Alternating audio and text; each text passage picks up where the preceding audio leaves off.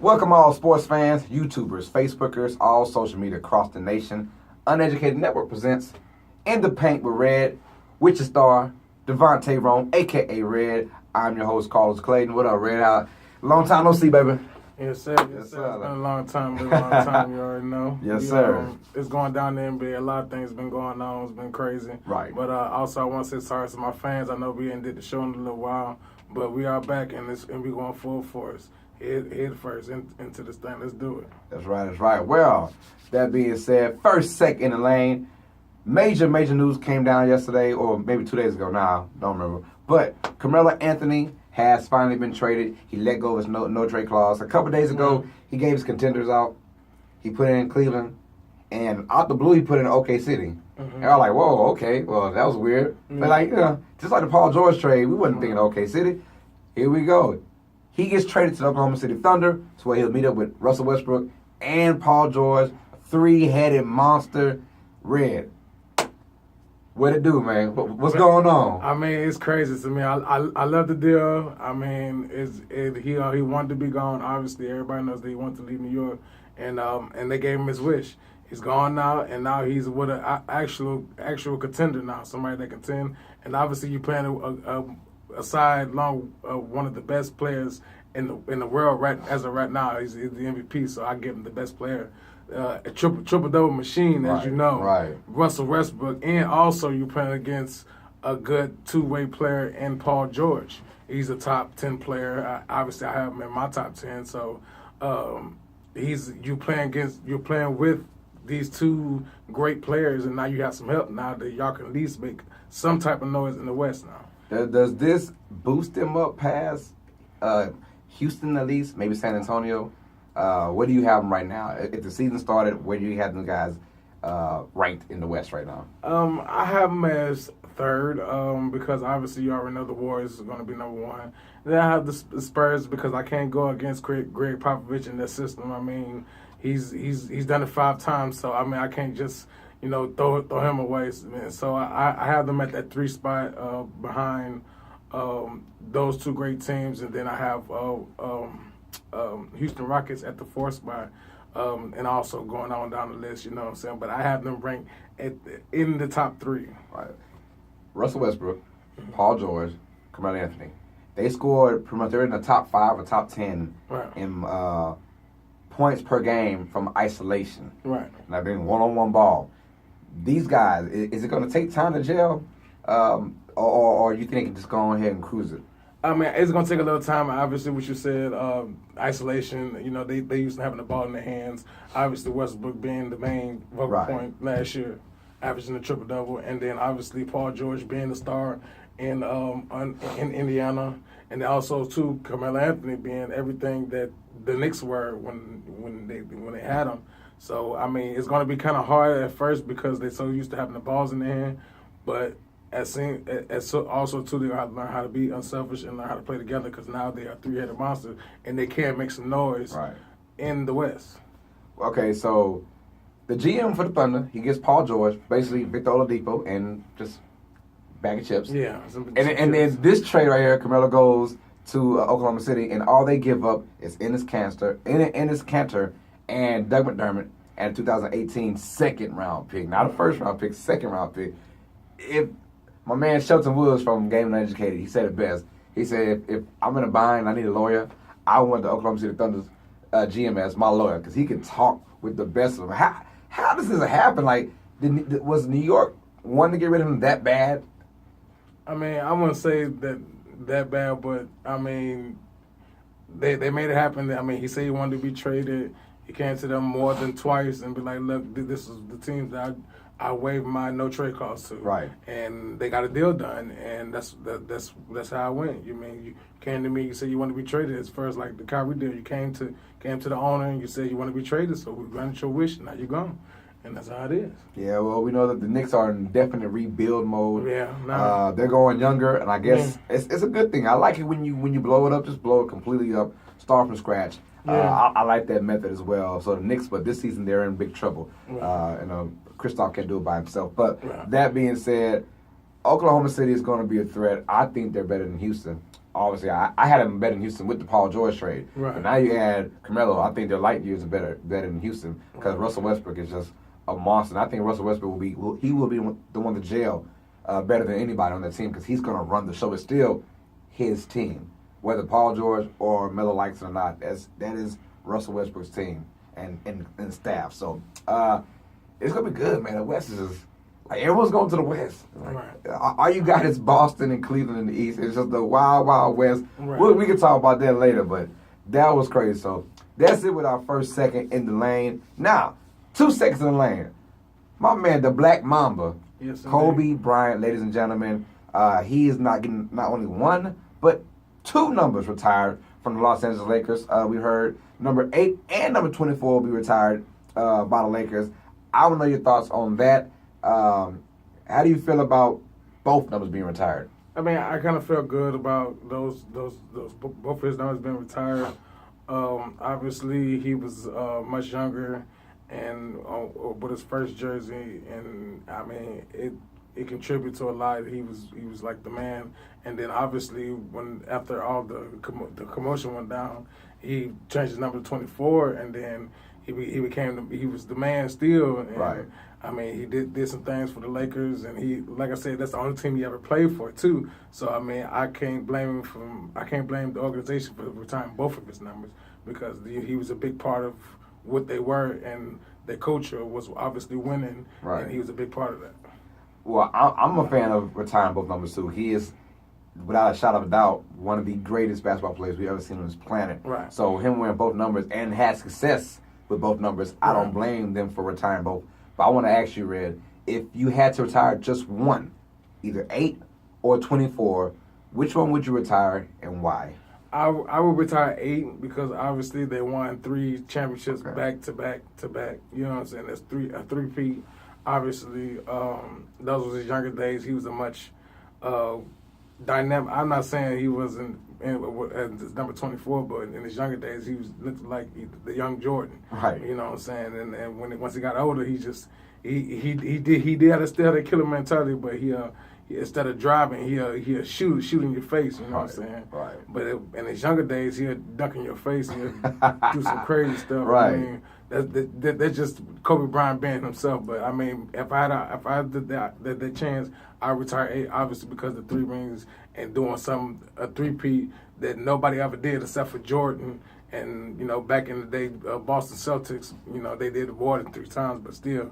But doing it like that is very, very hard to do. So I retire the number 8 before I retire the number. But also too, with the 24 being retired, he won also 2 back-to-back titles with that too, with the number 24 number. So I mean, it's kind of hard, but both numbers did them good. Yeah, both numbers did good. He got a 3P out of the first one and 2P out of the second one. So I mean, I would probably retire number 24.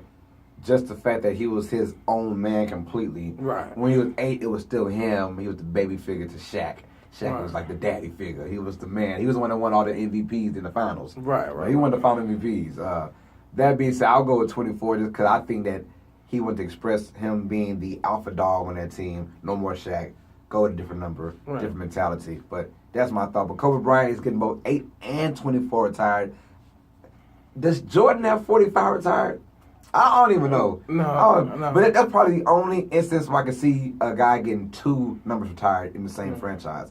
Jordan with 23 and 45. What Jordan did, it was like his number was retired in Chicago and it's also retired in Miami, a team that he never played for. Right. So I kind of feel like that was some honor too as far as Michael Jordan. He never played for this team, but his number's retired in Miami. And it's like, you never played for this team, so I mean, Jordan, he did all right with 45. Right. The half a year he played, the half a year he played as 45, did okay.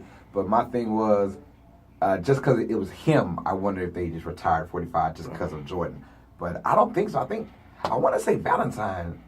I think his name is Valentine. Something Valentine for the Bulls. He has 45 right now, I believe. Yeah, so I think I'm not quite sure about that, but I'll find out later for you guys.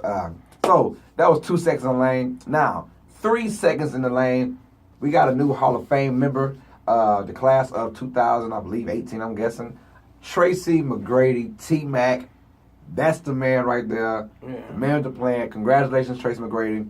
He is going to the Hall of Fame. Your thoughts on Tracy McGrady, man? I think it's a great an accomplishment for T-Mac going to the Hall of Fame. Obviously, he's a great player. Was a dynamic scorer. Has some great moments in the Wild Wild West, as you know, because you know the West was always crazy. You know what I'm saying? But he made, you know what I'm saying, the teams that he played for, he made them, you know, shine.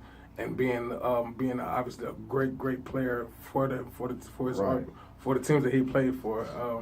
I know he played for Houston Rockets, and man, the dude can score. Right. He's just a pure scorer. So that's the reason why I'm happy for him. I still hate the fact that he went out without a ring. I mean, I'm still not happy about that. But still, you go out as a Hall of Famer. Everybody knows that you were just, you know, you were the man at this certain point of time. So I'm happy for you. Do your thing. And obviously, I just want to say thank you for everything you've done. That's right. Now, T-Mac, he's a what-if story. Never made out the first round. Yeah. But it was never his fault. I think in his playoff career, he averaged just about 30 points a game, 6 rebounds, 6 assists per game in the playoffs. Never made out the first round. Like I said, it's not his fault. He was really good on Toronto, but he wanted to be his own guy away from his cousin, Vince Carter. Right. Became the star of the Magic, right. and then left the Magic and became the star of the Rockets. After that, terrible knee injuries he had, and it just depleted his career. He was never the same. But man, it's what if, because everyone talks about Kobe and LeBron, but people forget that T-Mac had that same intensity when it came to scoring. He was a pure scorer. Right. And I would never forget when he, 13 points in 33 seconds, something like that against the Spurs. Against the Spurs, yes. And funny, I was watching that. I was watching that live, that man, thinking the game was over with. That man went crazy. I mean, just in 30-some seconds, just dropping. I'm like, man, what is y'all going to do? He had a killer mentality. It was him. At one point, it was him and Kobe were like the guys. And LeBron finally kind of stepped into it after about his third year. They realized LeBron was up there. But T-Mac is no slouch. I was kind of concerned that they wouldn't put him in because of his failures in the playoffs. Right. Now, of course, he made it, being on the bench for the Spurs, made it deep to the playoffs at his one time, but that's after his greatness. Right. But before that, when he was the man, even with that team with the Rockets, man, him, Yao Ming, Cuttino Mobley, they had so many, but they were always... Steve Francis, they were never healthy. Never healthy. Either Yao was out, T-Mac was out, Steve was out. Oh, it was crazy, man. So that's a what if, the Tracy McGrady version of what if he was healthy every year and had the right people around him. That Rockets team was scary, man. So congrats, like we said, to Tracy McGrady, T-Mac in the Hall of Fame. Well deserved. Now, Red, everyone, we are into our top 10 of Red's top 30 NBA players. That being said, last episode we gave y'all 15 through 11. If you haven't seen it, go back, check it out. It's on the Uneducated Network. So if you want to see it's 15 through 11, go ahead with that. We're doing 10 through 6 today. So, Red, with that being said, number 10, who we got going, brother? We got Paul George at number 10. Obviously, I told you I had him in my top 10. Now that he's in a better situation now with obviously playing with an MVP, I think he'll be able to shine more and play, have a better role and play better with the team that he's with now. But obviously he's a pretty good scorer. Obviously a real good defender. He can defend at 3 or 4. And I like his game, you know what I'm saying? So that's the reason why I have him at that number 10 spot. Yeah, one of those rare guys who can score and play good defense. Right. You don't get a lot of those guys who's the main scorer and the main defender on their team. So that's going to do nothing but help the Thunder out, because now you have someone outside of Robeson who can guard somebody when it's crunch time. So and it's crazy because you had Melo at number 11, right? Yeah, so you got back-to-back 11 and 10. They're on the same team now. So that is crazy. And we're not forgetting about Westbrook. We're not forgetting about him. So Paul George, number 10. Who you got number 9, sir? Number 9, I got Anthony Davis. Obviously, you know, he's one of the best. He's the best big man in the game right now. Double machine, 24 and 10. He'll get you. He can to step out and hit that 15-footer. He can dunk on you. He can do anything he wants to down there. I think he's a great addition to the New Orleans Pelicans. Obviously, we got him in the draft. So he's a great big man. like I said, he's a great scorer. He can do it all. Get to the rim, score. Right. I mean, the man's for real. That's why I got him at that number 9 spot.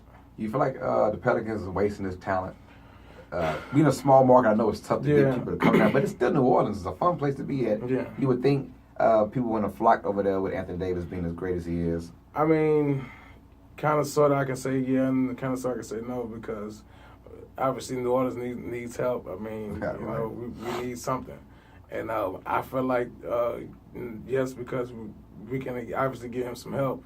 But, I mean, I understand we can't bring in a big-name player, but we can at least, you know, try to make some at least they could try to make some noise for trying to draw a big-name player in to at least give Anthony Davis some help down there in New Orleans. Right. All right, that's number 9, Anthony Davis. At number 8, who you got, Red? I got Guinness Antetokounmpo, the Milwaukee Bucks. Young, I call him what they call him, the Greek Freak. Greek Freak. The Greek Freak. I mean, the boy is like 6'11", look like I don't even know, like a freak. Like I don't even know. But the man can ball, man. I done seen him play. He's like a good 3. He can play both ways, offense and defense. Right. Obviously, with the long arms, he can play some defense. I've seen the man get up and down, block shots, and play ball. And I have him probably at a number 5 spot in the MVP race. I don't know yet, because we still got some good name players out there that I haven't said yet. But he's going to be in the MVP talk this year. It's funny because a year ago, maybe 2 years ago, he was probably way up there in your top 30. Yeah. You know what I mean? But just over a year period, he's shown, especially in that playoff series he had this year, that he is going to be something to reckon with. I can see him being the next sort of big name once the Currys and the LeBron James are kind of scooted out and the Kevin Durant's. Then you got Giannis who's looking to take that mantle. Right. And he's still young. That's the problem. He's still young. So he's not even he's like 22, 23? Yeah, something like that. So Yeah, he is still young, but he's like, he's a freak. He's a freak of nature, like you said. So I see big things coming Giannis' way and the Milwaukee Bucks' way. People are talking about the Celtics and the Cavaliers, and rightfully so. But I think don't discount Milwaukee and what they're doing out there. This kid has that team feeling very confident after that loss they had to the Raptors last year. But you can easily see them winning the series next year and give at least someone trouble. Right.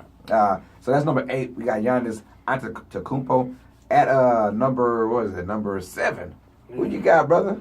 I got my man Kyrie Irving. All right. I got Kyrie Irving at 7. Obviously, I put him at that spot. Obviously, he was a Cleveland Cavalier when I did that. But now he's a Boston Celtics. And I mean, I still give him the respect at the number 7 spot. Obviously, he's a pretty good offensive player. You know what I'm saying? He can hit the big shots. And obviously, he did it for my team. So that's the reason why I give him a number 7 spot. And also, I think now that he's not with LeBron, I think he can become his own man and show the world that he can play, and he wants to learn how to play the game of basketball, you know what I'm saying, the winning culture. And so, I mean, the end, obviously, he wants to learn how to play the right way. So, I mean, I give him his leeway because, you know, he wants to be his own man. So, I mean, it is what it is, but, I mean, I give him that number 7 spot because he's a good, obviously, offensive player. He still hasn't shown me defensive yet, but I think once he gets himself calmed down from all this hype and this drama, I think he'll be somewhat of a decent defensive player, too. Right. We want to talk about Giannis being in the MVP race. Well, Kyrie now is obviously going to be in the MVP race if he plays to the level that we think he will with this Boston Celtics team. So I could easily see him being in the MVP race with Giannis, maybe Kawhi Leonard, those kind of guys. So it's going to be very interesting to see these guys this year. So that's number 7. And at number 6, who you got now, man? Number 6. I got the Fear the Beard, Mr. James. Fear the Beard. Yes, indeed. Obviously, James Harden is one of the best scorers in the game. He can he's like a modern day Ginobili. That's what I call him. All right. Obviously, he can do what he want to do on the floor. He can take you off the dribble, get to the paint, and he kick out, shoot 3. And he's obviously a pure scorer. He was finished second in MVP race this year behind Westbrook. And So that's the reason why I gave him that number 6 spot. But the reason why I really gave him that 6 spot was because of his defense. Right. His defense is kind of like iffy, so I can't just put him in my top 5 and you're not really playing defense either. So you got to be a two-way player to at least get in my top 5. So that's exactly how I feel. Exactly. So that's the reason why I got him at that 6 spot. I know a lot of people think he should be higher than that, but I don't. So I mean, he's up there, but he's not in the top 5. Great offensive scorer, and he added Chris Paul, that dynamic. I don't know how that's really going to shake out, but Houston had the first big splash of the offseason with Chris Paul, and now you got Paul George and Anthony going to the Thunder. That kind of put Houston down a little bit on our records level, or the best in the West kind of thing. So we're going to see what they're really about, because Chris Paul is coming to a situation where he wants to win now and get to Western Conference Finals. We'll see how they collab with each other, because it's going to be very tough to see, man. So that was Red's 10 through 6. A recap on it. Red had number 10, Paul George, the second newest member of the Thunder. Then we have at number 9, Anthony Davis. At number 8, Giannis Antetokounmpo, a.k.a. the Greek Freak. At number 7, Kyrie Irving. At number 6, James Harden. Be on the record for our next episode. Red will have his top 5 NBA players of right now. That'll be the top 5 of his 30 NBA players. So, get ready to put that, y'all. Very interested to see that. Now, that being said, you already know what time it is. Every time before we leave the show, Cavaliers talk. Cavs are the hottest thing right now, and everywhere we go, it's something dealing with the Cavaliers. We want to talk about Kyrie Irving's visit with Stephen A. Smith and Max Kellerman in First Take, and we want to talk about the things that he said, and basically, Stephen A. and Max, being the reporters that they are trying to get juicy news out of Kyrie. Right. Basically, how do you feel Kyrie handled the situation, and do you believe in the words that Kyrie said? I feel like he handled the situation very calmly and very coolly. Obviously, what I'm saying, some things that he said I really didn't believe, and some things he did say I really did believe. The part I did believe him is wanted to become your own man and wanted to go to a team that has a culture of winning, right. And and where you can learn how to win. Not obviously learn how to win, but learn how to play the game of basketball the right way. So I mean, I understand that. I believe in what you said in that part, but the only part I didn't believe when you said this was when you said that when Stephen A. asked you, is KD better than LeBron?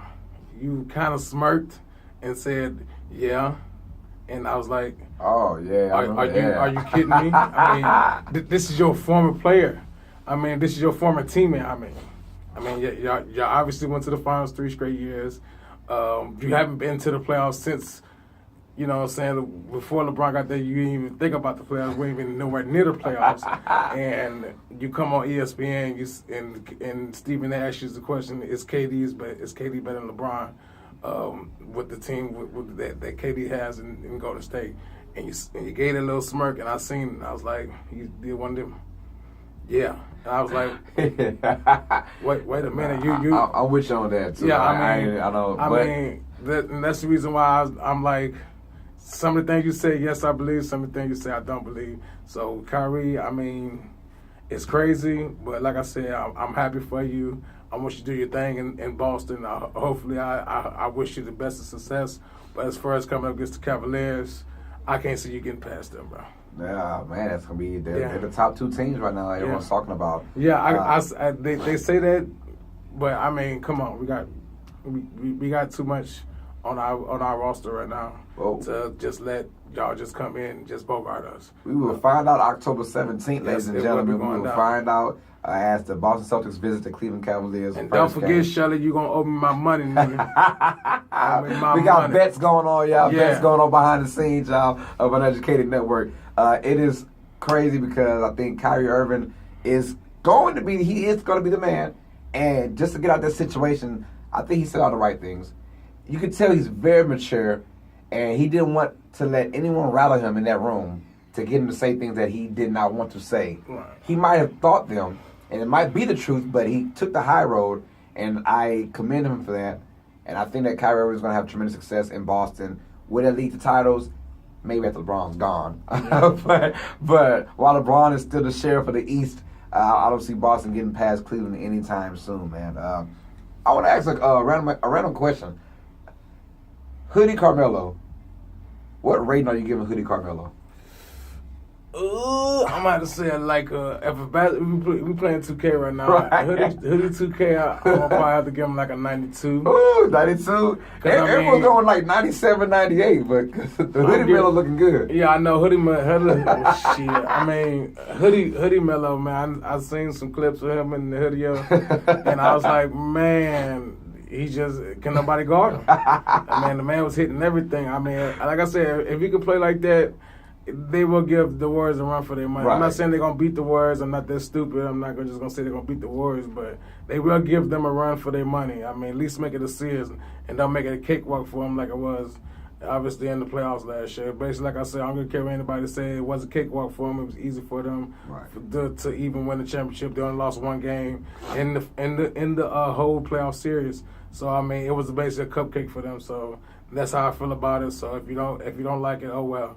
But obviously, I want somebody to give them some type of competition. That's the reason why I'm saying Hoodie Melo. If Hoodie Melo can play like that, Carmelo, hey, give the NBA commissioner a ring and say, hey, can I play my hoodie on? If I can play my hoodie on, we going to the ship.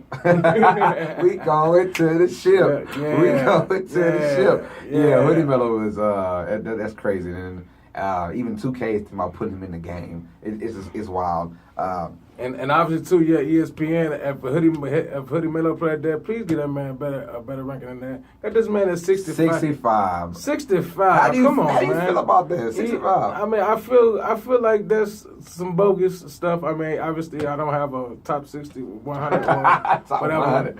Yeah. But I mean, 65. I mean, come on, man. Disrespectful. That's so disrespectful. Disrespectful. To that, man. I mean, I understand he doesn't have a ring in the team that he was on, but now he's in a better situation. Get that man something. Put Lonzo Ball, who hasn't played a game yet. He hasn't played a game yet. Ain't played 1 minute. That's crazy. Ain't even licked the court yet. And this man better than Carmelo? Are you kidding me? One of the most pure scorers we have in this game, Carmelo Anthony. And you got this man Lonzo Ball that ain't never played a minute yet, ranked higher than this man. Right. I mean, come on, ESPN. I mean, I agree with y'all with the LeBron thing. Yes, LeBron is one, and whoever else behind him, so forth. I believe y'all on that, but the Carmelo thing, y'all gotta be smoking something. What is y'all doing? I don't want none of that. Yeah. But that'll be all for this episode. Next episode, we'll get more into our political stance. We'll talk about the Warriors being shunned from the White House, as you've been hearing lately. Donald Trump has been really on some tripping stuff lately. Yes, indeed. So we'll talk about that on our next episode. Be on the lookout for that, man. And we had a good episode, Red. And, next episode, Red's top 5 is coming out to his top 5 players of the NBA. So be on the lookout for that. This is Uneducated Network and is presenting our show In the Paint with Red, hosted by Devonte Rone. I'm your host as well, Carlos Clayton. So stay smart, stay educated. Peace out.